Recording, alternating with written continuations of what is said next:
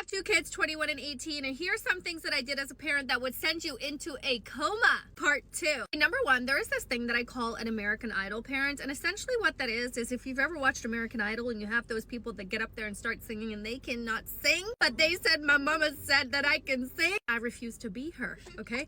I have always refused to be her. If my kids are good at something, best believe I'm gonna support them 1,000 million. But if they just think they're good at something and they're not really good at something, I'm just gonna tell them, okay? I'm a blunt person. There is no point in wasting your time in something that you're not gonna excel at. I get for enjoyment, okay? I'm talking about if they want to take it to time. If they think they're gonna be an Olympian and they're not gonna be an Olympian, baby, I'm gonna tell you. Number 2, Friday treat day. This is something that my kids always looked forward to, and if you have kids, young kids, I highly recommend it because treats shouldn't be all the time. Treats should be a once in a while thing. I know modern age society says otherwise, but for us, Friday treat day worked really well. After school on Friday, my kids would get to have a treat. They looked forward to it all week, and that's when they got their little sugar fix. But they didn't really have sweets or sugar outside of that Friday treat day. Number 3, the sibling store. Now, this one for sure is gonna send quite a few of you into a coma. The sibling store essentially was my way of threatening my kids into good behavior. I know, okay? My kids are 21 and 18, okay? I did not raise them in the age of gentle parenting. If I had a kid today, who knows how I would parent, because I am a little bit of a hippie inside, so maybe I really would be there with the gentle parents. However, 21 and 18 years ago,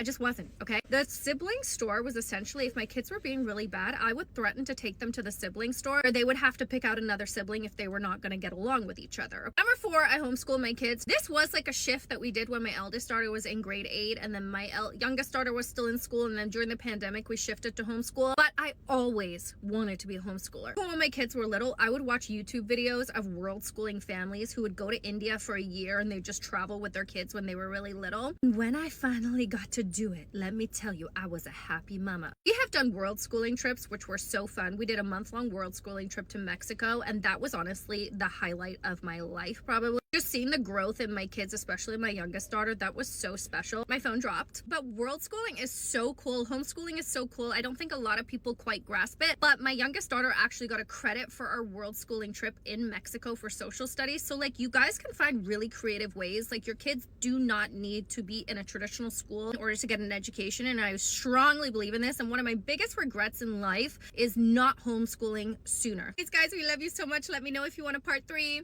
Bye.